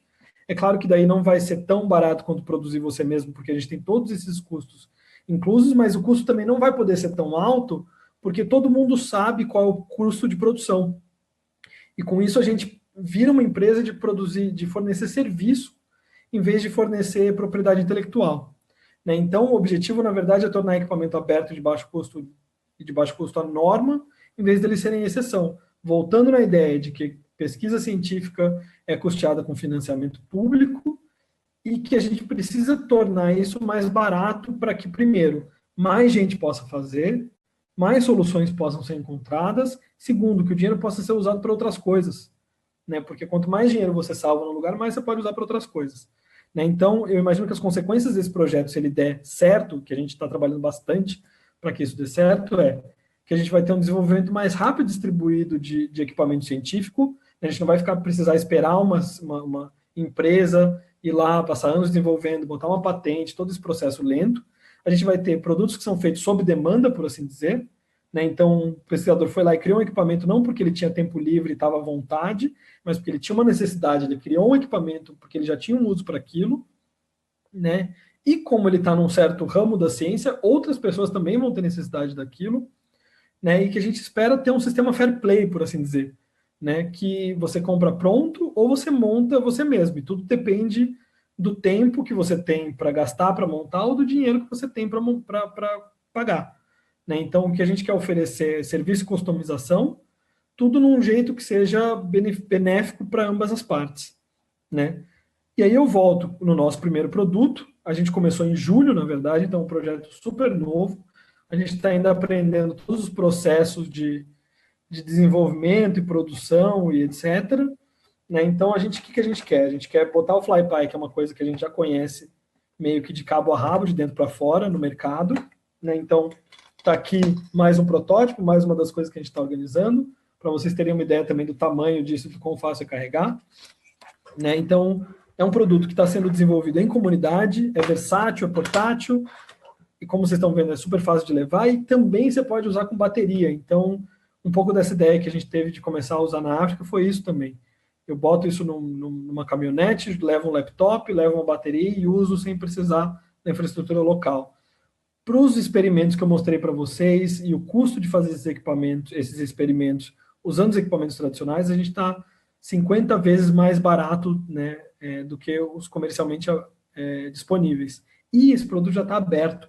Então, se você entrar no prometheus-ciência.com/flypy, você vai achar o link para o artigo, e do link para o artigo você vai achar o link onde tem todas as informações para você montar, modificar, alterar o FlyPy. Com isso, eu estou querendo mostrar que a gente não está só de papo, então já está aberto e livre, já está aí para todo mundo usar à vontade, né? E com isso, mais ou menos, chego ao fim disso tudo. Eu queria só falar um pouco do time que está comigo, que é o Valério e o Eric, que são dois meninos que embarcaram nessa ideia comigo, então são duas pessoas incríveis, porque eles estão trazendo vários pontos de vista diferentes e ajudando esse projeto a ficar mais forte. Então, para eles, meu muito obrigado pelo tempo todo que eles já gastaram comigo nessa idealização desse projeto. E eu queria terminar agradecendo a Clícia, a Ju, que me convidaram, então, me dando super suporte para esse webinar, para a rede em si também. Né? Ju, Clícia, rede, muito, muito obrigado. Super legal, a experiência super boa. O pessoal do Trend, que também trabalhou junto comigo e me deu um monte de oportunidade, um monte de espaço. Como eu falei, o Eric e o Valério, e a Universidade de Tübingen, que tem sido um lugar onde a gente tem tido bastante espaço para criar essas coisas novas. E para vocês todos, muito obrigado pela atenção e pela participação. E eu acho que agora a gente pode abrir para perguntas e para discussão. E como eu disse, eu estou aí aberto para quem quiser conversar mais do que 1 hora e meia. Tá bom? Poxa, André, eu não sei nem como falar, que tem tantas perguntas. Eu vou começar devagar. Primeiro, eu agradeço todo mundo por ter topado ficar mais um pouquinho com a gente. O tema é muito abrangente. O André fez um super resumo, assim. Eu tenho certeza que ele tem muito mais coisa para contar. Compartilhei aqui no chat do webinar os links que o André falou e também fiz a mesma coisa na live do Facebook para todos vocês. Tá? Então, se vocês tiverem interesse nos links, antes das perguntas, vou compartilhar aqui o link para a apresentação do André, para quem quiser baixar, ele disponibilizou muito gentilmente, agradeço o compartilhamento, André. Também vou colocar na live do Facebook, então, quem quiser pegar depois aí do Facebook, quem quiser compartilhar, com outras pessoas que vocês acham que tenham interesse, né? Eu vou para as perguntas e aí a gente coloca. Então, a gente tem uma pergunta aqui, só um minutinho, gente, é porque são muitas perguntas. O Augusto Giareta pergunta: qual é o impacto de impressoras 3D dentro da produção de equipamentos de baixo custo? É um impacto grande, mas é um impacto que pode ser substituído. Eu gosto de falar bastante que as impressoras 3D fazem plástico burro. Então, você consegue fazer várias coisas legais com uma impressora 3D. Então, por exemplo, o estetoscópio é super legal, né? Mas, por exemplo, a máquina de PCR, a impressora 3D, você conseguiria fazer uma caixa para a máquina de PCR, que talvez nem seja a melhor ideia, porque a máquina de PCR esquenta bastante lá dentro e talvez o plástico vá derreter. O que eu estou querendo dizer com isso é só o seguinte, tipo, ela abre um monte de possibilidade para você desenhar peças e fazer protótipos e fazer coisas, mas eu acho que o grande valor dessa revolução que está acontecendo agora está dentro da informática, como muitas outras revoluções, né? Então, você tem a capacidade de produzir essas máquinas, então a máquina de PCR, essa sistema de injeção de seringa e tal, elas funcionam muito bem porque você tem acesso a computadores muito baratos, que são fáceis de programar, então existe todo um movimento tornando tudo isso bastante acessível e aberto para pessoas que não são da área de informática, para elas terem capacidade também de usar essas coisas, né? Então, eu acho que assim, as impressoras 3D são importantes, mas elas são substituíveis de certo modo, então você pode usar outros métodos para produzir as peças que as impressoras 3D produzem, nesses casos. E se eu tivesse que dar uma sugestão para alguém, é começar a aprender a parte de informática e de eletrônica, que hoje em dia também está super fácil de aprender, porque existe 1 milhão de tutoriais, existe 1 milhão de modos na internet, mostrando como começar com essas coisas. Existe uma comunidade enorme de gente trabalhando com isso. André, vou partir para as próximas perguntas. Temos muitos comentários, eu faço os comentários posteriormente, tá? Parabenizando pelo projeto, enfim, eu vou ler todos os parabéns para você. Realmente merece, mas vou para as perguntas, tá? A Priscila Aguiar comenta: André, no seu paper tem todas as informações para que possamos construir esse mesmo equipamento que você acabou de apresentar? Priscila, eu não sei exatamente o que ele tinha, ele apresentou vários, mas ela está dizendo que tem interesse nessa aplicação para obter imagens de microscopia de fluorescência. Então, eu não sei exatamente qual é o equipamento. Se você tiver aí, Priscila, falar. Ela deve estar falando do FlyPy, Ju, que foi esse último que eu apresentei com a fotinho do paper e tal. Certo. Foi o único que eu apresentei imagem de fluorescência. Tá tudo online, tá? Todos os planos, tá tudo online, e agora, além de tudo, você tem um contato com quem criou, ou uma pessoa do time que criou, então, se você tiver qualquer problema, qualquer dúvida, pode me escrever. Ela, na verdade, está muito interessada na ideia de vocês e parabeniza pelo projeto e diz que a pergunta foi respondida, né? Então, acho que FlyPy, ok. São muitas perguntas, eu às vezes me perco nos nomes aqui, nos equipamentos, André, você me perdoa. Sem problema. O André Luiz Barbosa fala sobre esse mesmo equipamento e está perguntando se é o André Luiz Barbosa está perguntando se é um microscópio. Também. É um microscópio também. Como eu disse, você pode ajustar a lente do sistema da câmera para você ter diferentes níveis de zoom. Então, no zoom mais alto, com a lente que a gente tem agora, a gente está esperando melhorar isso um pouco, a gente consegue ver até as hemácias, né, humanas. Então, por exemplo, a gente consegue ver todos esses parasitas intestinais, mas infelizmente ainda não consegue ver malária, porque fica dentro das células das hemácias, né? Existem umas coisas que a gente quer testar para ver se a gente melhora esse sistema óptico, mas também a gente está na esperança de que alguém da comunidade aí que vai começar a usar o FlyPy diga, eu tenho uma ideia, e aí solucione o nosso problema. Estou dizendo que também é um microscópio, porque se você usar a lente na magnificação menor dela, no zoom menor, você consegue, por exemplo, botar essa lente, essa câmera, por exemplo, no teto de uma sala e fazer a imagem da sala inteira. Então, por exemplo, você pode fazer análise de comportamento de animal. Então, rato de laboratório você conseguiria fazer também com esse sistema. André, só para falar um pouquinho, a gente tem... Você falou das impressoras 3D, realmente a gente tem um grupo grande de colaboradores e membros da rede que propõem o compartilhamento de conhecimento com a impressão 3D, e eu acho que eles têm feito um trabalho incrível. Eu acho que, unido a tudo isso que você falou, pode ser bastante interessante, né? Agregar mais conhecimento e integrar um pouco isso da impressão 3D, as aplicações e essa colaboração com essa parte toda que você contou para a gente, né? Mas, continuando, o Davi, nosso colaborador, que também tem uma pergunta, vocês foram apresentados no início, né? Ele pergunta quais as iniciativas para se fazer consumíveis homemade, tipo kits para biologia molecular e algo do tipo. Davi, existem algumas iniciativas, eu não sei em que pé que elas estão, porque é uma coisa um pouco mais complicada, né? É difícil produzir químico com alto grau de pureza ou fazer os insumos para biologia molecular, os preparados, os primers, essas coisas todas, as enzimas, etc. Existem algumas alternativas, eu preciso olhar de novo. Na verdade, eu estou dizendo existem, mas isso não, tipo, desculpa, informação, não é uma informação errada, eu suspeito que existam. A última alternativa que eu sabia que existia fechou, que era Open Wet Lab, Open Wetware, chamava, né? Eles não estão muito ativos, né? Eles não estão mais ativos. Mas eu acho que é a mesma coisa, a gente pode dar uma procurada e se você me escrever e tal, a gente pode ver. Porque, como eu disse, eu acho que é um pouco mais difícil produzir essas coisas ainda.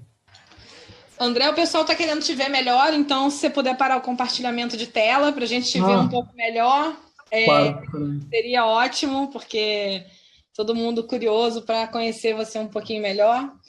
Melhorou? Na verdade, você tem que compartilhar. Vou ampliar a sua tela, a sua imagem. Vamos ver se funciona. Eu acho que não, a gente está vendo, você está ainda compartilhando sua tela, então. Peraí. Então, vamos lá. Eu tenho mais algumas perguntas, tá? A Karina Poça Abraão comenta, ela é neurocientista também e amou os exemplos de optogenética e fotometria. Inclusive, ela está medindo cálcio em neurônios agora, enquanto ela assistia o webinário. Então, ela agradece pelas ideias e deseja muito boa sorte na sua empreitada, e as ideias são incríveis e te parabeniza por isso. A Clícia Grativol, muito obrigado. Membro da nossa equipe da Rede de Pesquisadores, né, professora da Universidade Estadual do Norte Fluminense, está dizendo que acha fascinante a ideia de poder montar o nosso próprio equipamento, e essa ideia pode mudar a ciência, principalmente em um momento tão difícil com relação à falta de recursos, e ela agradece por essa contribuição, nós todos, André, agradecemos, né? A Leila Carneiro parabeniza pela iniciativa e sugere que você faça contato com a Secretaria de Ciência e Ministério da Ciência, Tecnologia, Inovação e Comunicação. A gente tem o Leonardo Teixeira também parabeniza e diz que o conteúdo foi excelente. E a gente tem uma pergunta aqui do Igor.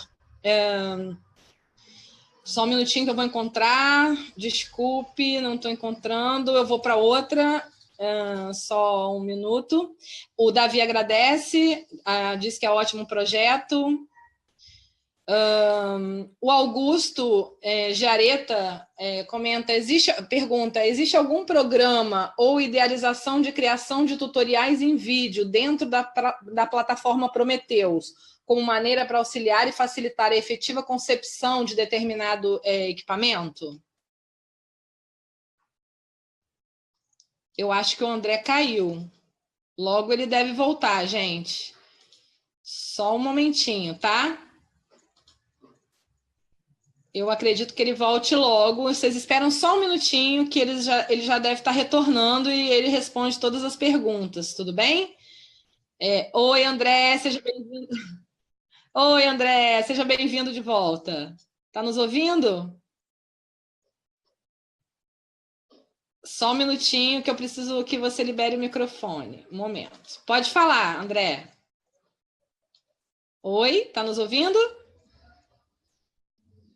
Não, André, ainda não. Só um minutinho que a gente vai ajustar esse problema. Não tem problema, André. Logo, logo você consegue voltar. A gente aguarda. Se você quiser mudar de computador...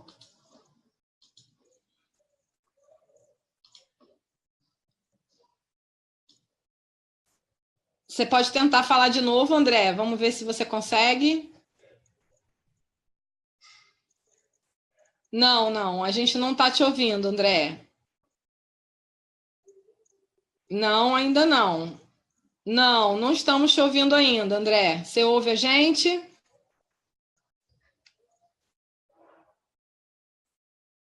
Tudo bem, olha só, vamos fazer assim. Você escreve aqui, de repente, as respostas, ou então reinicia aí, que a gente aguarda um minutinho e você voltar. Quer tentar? Tem várias. Eu vou lendo aqui os parabéns para você, tá? O Davi agradece, diz que o projeto foi ótimo. A Margareta, outra que eu não consigo falar o sobrenome, Margareta, me perdoe, ela é professora da UFRJ e gostaria de parabenizar pela iniciativa e pela palestra, que foi esclarecedora e deixou com vontade de pesquisar mais pelo assunto, sobre o assunto. A gente é que agradece a sua presença, Margareta, muito obrigada.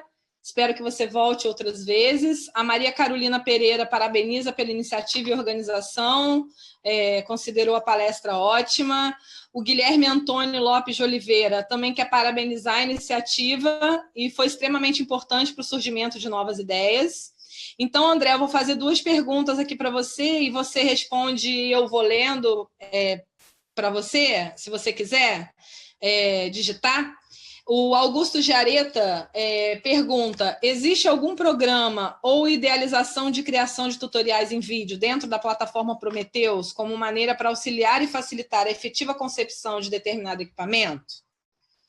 Se você quiser responder por aqui, eu posso também te ligar. E o Diogo... Oi, tenta falar agora, André, vamos ver se você consegue. Não, ainda não. Vamos aguardar mais um pouco. Vou agradecer a alguns dos nossos colaboradores, então, o pessoal da Arte Ciência e da Geração Ciência, que são nossos colaboradores em todos esses webinários. Aqui vocês estão vendo a gente, né? Eu e o André, aqui diretamente. Mas nós temos uma equipe grande aqui conosco, né, de parceiros. Como eu falei, em breve a gente vai anunciar novos colaboradores, né? Eureka Brasil, novamente cito, agradeço. André, você quer escrever para a gente as últimas respostas? Eu posso ler o que você responder e eu falo aqui para todos ouvirem. Em relação aos vídeos, tutoriais em vídeo, eu não sei se... você pode escrever que todos estão nos lendo e eu posso transferir. E o Diogo está falando: André, você já pensou em pedir ajuda na divulgação do seu projeto, que é excelente, para o Pirula, que é um youtuber? Ele é um ótimo divulgador da ciência no Brasil e tem um canal que cresce cada vez mais. Fica uma sugestão. Parabéns pela iniciativa, sucesso na empreitada. E ele agradece por responder a pergunta no início do webinar. Nós é que agradecemos, Diogo, sua presença. E se você tivesse o contato do Pirula, né, quiser passar para o André, a gente agradece. A Gabriela parabeniza, Gabriela de Moraes Oliveira, parabeniza a iniciativa, ótima palestra, tema interessante e atual, ela adorou o uso da plataforma online. Agradeço, Gabriela, recomende, curta a nossa página. A gente, na verdade, esse trabalho é de todos para todos, a gente quer realmente que vocês aproveitem ao máximo essas oportunidades e a gente gosta de compartilhar oportunidades, né? O Tiago Jubim Blanc parabeniza a palestra do André pelo projeto e parabeniza a rede por disponibilizar o conteúdo. Imagina, o conteúdo, na verdade, quem traz são os nossos colaboradores webinaristas e é para vocês, né? A Dayana agradece a iniciativa maravilhosa, a ótima palestra e parabeniza a todos os envolvidos. O André não está ouvindo a gente, infelizmente. Augusto, eu vou passar a sua pergunta para ele por texto, André, e ele responde para você posteriormente, Augusto. Pode ser? Se você puder responder, ele não está nos ouvindo. Então, eu não estou com o celular dele agora, eu não consigo ligar. Augusto, eu vou passar sua pergunta e ele responde por e-mail, eu tenho seu e-mail, eu não sei se você se importa, né? A gente manda uma resposta para você. Deixa eu ver se eu consigo falar com ele por celular. Então tá, Augusto, muito obrigada, eu agradeço. E nós pedimos desculpas, com certeza ele teve um problema técnico na hora de mudar, né, a tela, imagino eu.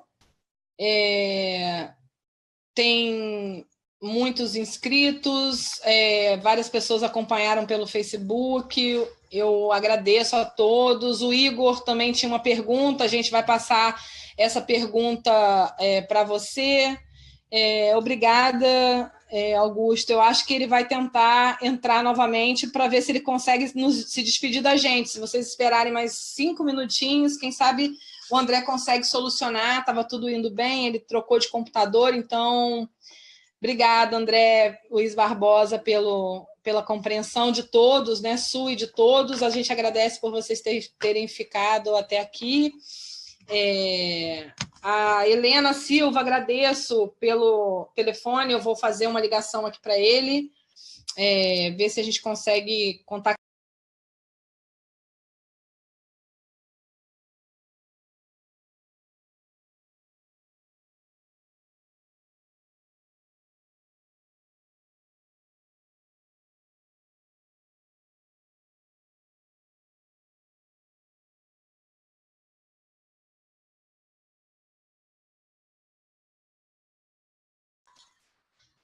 Oi, gente. Então, vamos aguardar só mais um minutinho, que ele deve voltar. A Fernanda Silva, muito obrigada. A gente agradece a presença. Compartilhem sobre a rede. Guilherme Antônio Lopes de Oliveira está perguntando sobre a rede de pesquisadores, o que a gente faz, onde funciona, como participa. Então, Guilherme, você já está participando como membro da rede por estar aqui presente com a gente, né? A rede de pesquisadores, na verdade, começamos com as ideias de vídeos de divulgação científica para integrar conhecimento, né? E todas as ações de conhecimento compartilhado, né? Que a gente possa compartilhar com todos. Então, temas na área de inovação, temas na área de educação, aprendizagem, arte e ciência. Então, a gente está tentando integrar todas essas pontas desse conhecimento, né, para que a gente tenha diferentes perspectivas da ciência e do conhecimento, né? Então, a gente tem a missão de funcionar como um hub de encontros de interessados nesses temas, né? E então, nós convidamos alguns webinaristas, nós aceitamos sugestões, a gente tem uma equipe que faz mais ou menos uma avaliação desse conteúdo com interesse do público da rede, então vocês podem sugerir temas também. Essa é uma iniciativa que tem poucos meses, né? Nós estamos no nosso 3º webinário e a gente imagina que nossos colaboradores da rede, nós temos diferentes colaboradores, possam sempre sugerir novos webinaristas. Então, fiquem à vontade para contribuir com a rede, como vocês acharem que podem contribuir.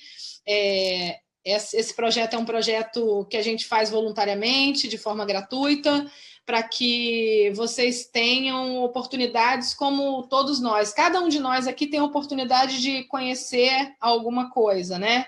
Então, o André voltou, vamos ver se ele consegue falar com a gente. André? Tá ouvindo a gente? Oi, André.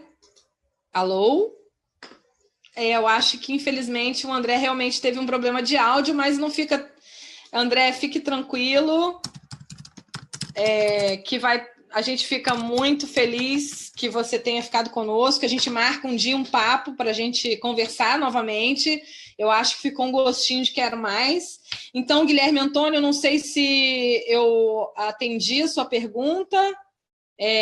Então, eu espero que você tenha entendido um pouquinho mais da rede. Se você quiser conversar com a gente depois, a gente está à disposição, manda um e-mail, fala com a gente lá no Facebook, que a gente está à disposição de vocês, tá? Agradeço por você estar aqui com a gente. André, eu vou escrever para o André, gente.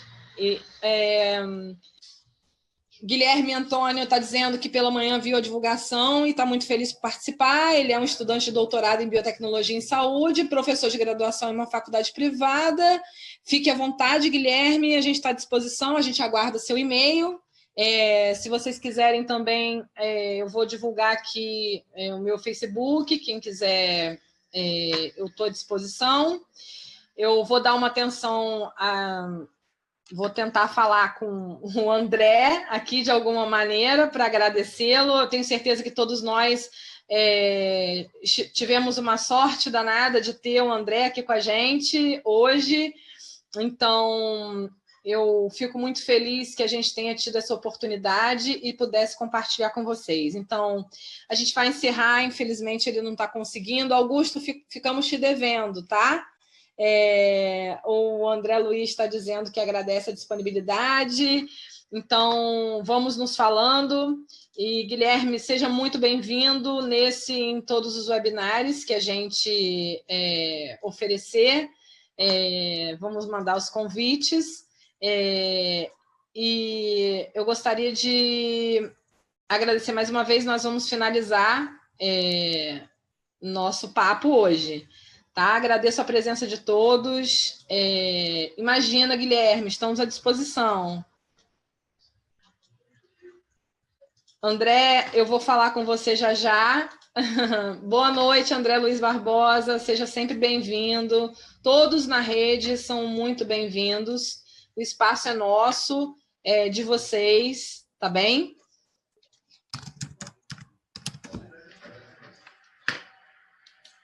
André, eu vou escrever aqui para você. Agradecemos muito sua disponibilidade e a gente vai gravar uma despedida de você para eles, com áudio. Certo, pessoal? Eu acho que às vezes acontece, a tecnologia nos ajuda, não é? Mas eu acho que às vezes ela faz essas peças para a gente, né? Prega essas peças. Então, votem sempre. O meu Facebook eu vou disponibilizar aqui para vocês. Se vocês quiserem tirar mais dúvidas, o contato do André. A gente também quer conectar vocês com outras iniciativas dessa forma, tá? Então, fiquem à vontade. Eu vou compartilhar também a rede de pesquisadores com vocês, a página da rede, para que todos tenham oportunidade, se quiserem, divulguem. A gente, na verdade, tem o maior prazer em fazer esse trabalho, todos nós da equipe. E a gente vai gravar uma despedida com o André. Ele não fica chateado, eu queria que ele estivesse me ouvindo.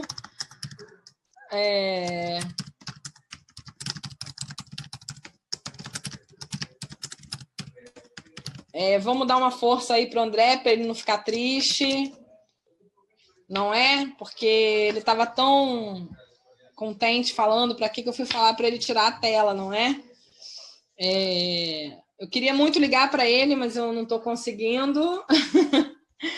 Ele deve ter tido um problema mesmo. Alguém tem mais alguma pergunta que vocês queiram deixar? Tá vendo? Ele até caiu novamente.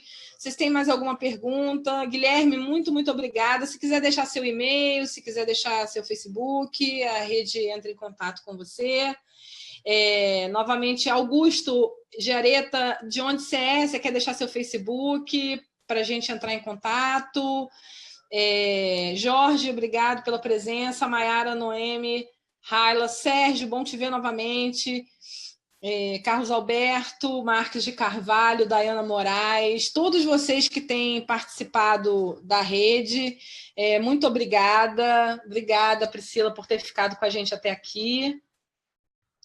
Guilherme, eu vou entrar em contato com você, a gente vai mandar um e-mail, tá bem? Obrigada pelo e-mail.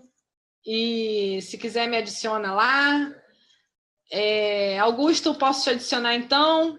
Aí a gente te adiciona, de repente o André também tá. Eu passo você para o André e aí vocês entram em contato. Acho que é bacana isso. Essa é a nossa ideia, né? Conectar pessoas interessadas. Então, a gente agradece muito. Eu vou adicionar vocês que estiverem compartilhando. Augusto, você é da UFES, legal.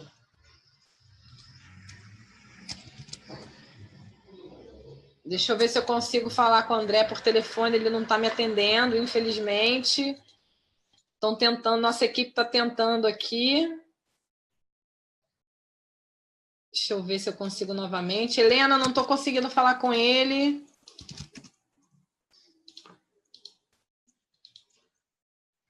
Pois é, Priscila. Obrigada, Guilherme. Eu acho que eu já te aceitei. Priscila, ele deixou um gostinho de quero mais e ele é uma pessoa incrível, muito disponível para compartilhar conhecimento, né?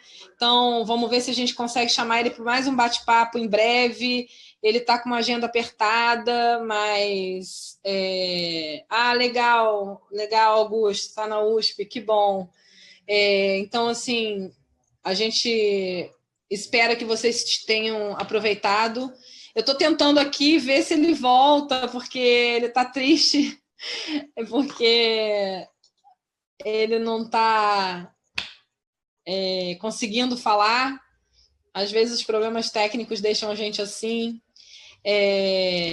Eu vou encerrar a nossa live do Facebook e vamos ficar aqui um pouco para ver se ele consegue se despedir. Só vou encerrar lá. Então, pessoal do Facebook, muito obrigado por vocês terem acompanhado a gente até agora. A gente estendeu um pouquinho mais o webinar de hoje, porque realmente o tema é incrível. Essa fase final era para a gente conversar mais um pouco com o André, mas a gente vai convidá-lo para esse papo com vocês em breve. E tenho certeza que vocês vão aprender mais um pouquinho com ele. Eu acho que ele não conseguiu voltar. Então, a gente vai encerrar. Tudo bem, pessoal? Boa noite, boa noite. Obrigada. Eu estou conseguindo falar com ele aqui. Espera aí, vamos ver. Tá bom, Priscila. Legal. Legal, Priscila. Epa, estou tentando aqui. Vamos ver se eu consigo. Oi, André. Oi, André. Espera aí que eu vou ver se o pessoal consegue te ouvir. Eu não sei. Espera aí. Oi, gente. Vamos ver se vocês conseguem ouvir o André. Vocês estão conseguindo ouvir o André? Pode falar, André. Oi. Que bom. Na verdade, eu queria responder perguntas e conversar com as pessoas. Eu não sei o que aconteceu aqui. Não tem problema, eles estão te ouvindo. Eles estão te ouvindo agora, tá? Tá joia, beleza. Legal. Então, eu vou falar para você a pergunta que ficou aqui, tá bem? Eu vou resgatar as perguntas, então. A Priscila está dizendo que espera o próximo webinar, está na Federal de Viçosa e aguarda os próximos. Mas eu vou, então, fazer a pergunta que o... Gente, olha, está aqui, viu? Ó. Dá pra ver. Vocês estão vendo, né? A gente tenta tudo. Calma aí um pouquinho. Obrigada, Helena. A Helena que me passou seu telefone. Helena Silva, viu?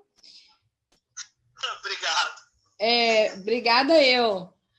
Vou resgatar a pergunta Tem várias pessoas aqui. Calma aí, gente. Do Augusto Giareta. Augusto, você ainda está aí?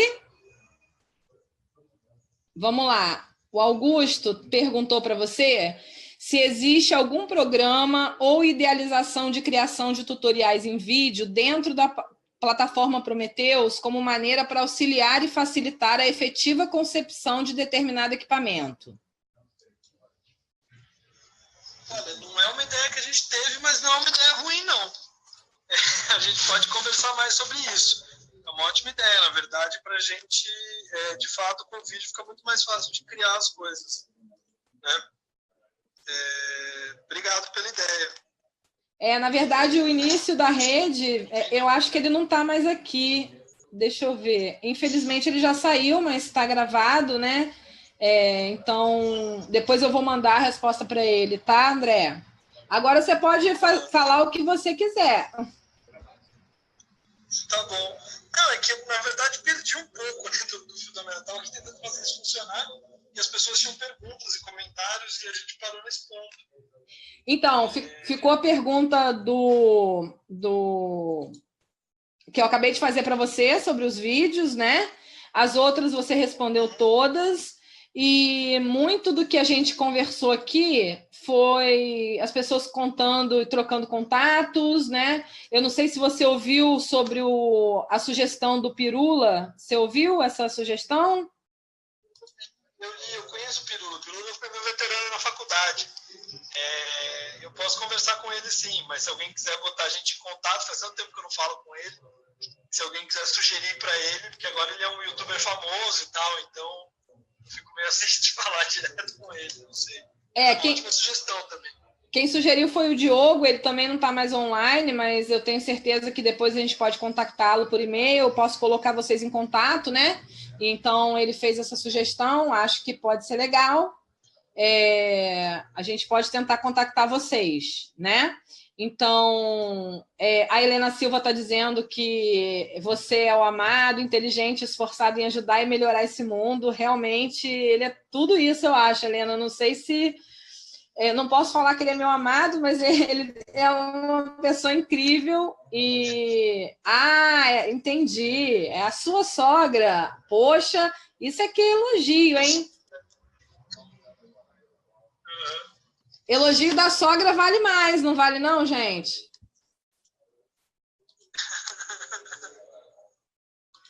Então, na verdade, está todo mundo aqui muito empolgado, todo mundo falou que tem um gostinho de quero mais, André. Então, eu já queria deixar aqui registrado um novo convite para um novo papo, quando você puder. Então, a gente fica à disposição, não é? Se você quiser voltar, a gente está aqui e eu acho que vai ter muita gente querendo te ver e ouvir de novo. Será um prazer. Eu queria só fazer uma sugestão, talvez, uma coisa para ajudar no projeto da empresa. A gente tem também na página do Prometheus um fórum. Então, se as pessoas quiserem entrar no fórum e deixar dica, sugestão, recado, está aberto para quem quiser ir lá e deixar uma mensagem. Seria super bom. Eu acho que eu vou fazer o seguinte, eu vou compartilhar com eles novamente por e-mail, o site, o seu e-mail de contato, né? E aí a gente, nesse momento, pode fazer um adendo para essa questão do site. Tudo bem? Tá joia. André, muito obrigada de novo. Esse problema técnico a gente não esperava, mas você saiu bem. Eu tentei aqui achar seu telefone, tá todo mundo te esperando aqui, então obrigada. Agradeço a todos por participarem até agora. Eu estou tentando achar você, a sua fotinho de novo.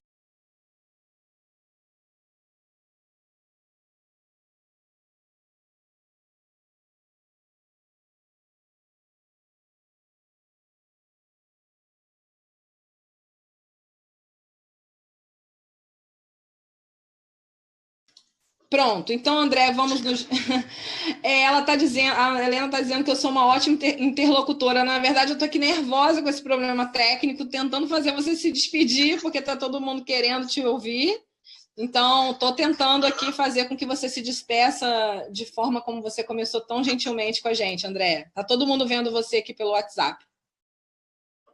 Tá joia. Primeiro, muito obrigado para todo mundo por tirarem um tempo, um pedaço do começo da noite de vocês. É muito legal saber que tem gente que acha que esse projeto não é à toa. Muito obrigado pelas sugestões, pelas perguntas. São, de fato, coisas a serem levadas, a serem pensadas. Por favor, não hesitem de escrever. Eu sempre falo, eu repito, porque as pessoas falam, eu vou escrever e acabam não escrevendo. Eu acho que a gente só tem a ganhar, todo mundo, com a gente começando a formar essas redes. Inclusive, pelo pessoal aí da rede de pesquisadores, fica também meu muito, muito, muito obrigado. É um espaço super legal. Eu estou achando maravilhosa essa ideia dos webinários. Eu assisti alguns antes de poder fazer esse, eu achei eles super bacanas também. Então, Ju, Clícia e todo o pessoal que está trabalhando nesse projeto, muito legal, muito obrigado. Um agradecimento também para todo mundo que contribuiu com o nosso projeto até agora. E acho que é isso, senão vai começar a virar coisa de político, que eu vou agradecer até o cachorro da vizinha. Mas obrigado de verdade, pessoal da rede. Valeu. A gente que bastante, foi bem bacana. E eu vou, de fato, em algum momento, cobrar esse convite e fazer mais um. Convite feito. Convite feito. Você já é nosso colaborador, agora já contamos com você e conte conosco para divulgar o projeto e todas as suas ações daqui por diante, André. Porque eu tenho certeza que você agora tem ainda mais pessoas que podem contribuir de forma colaborativa e ampliar esse projeto tão bonito. A gente que agradece a sua disponibilidade em investir o seu tempo numa ação desse nível e de forma tão engajada, né? Muito, muito obrigada. Para todos, de novo, obrigada. A gente se fala em breve, André. Beijo para todos, gente. Obrigado, Ju. Nada, eu que agradeço. Gente, tchau, obrigada, boa noite.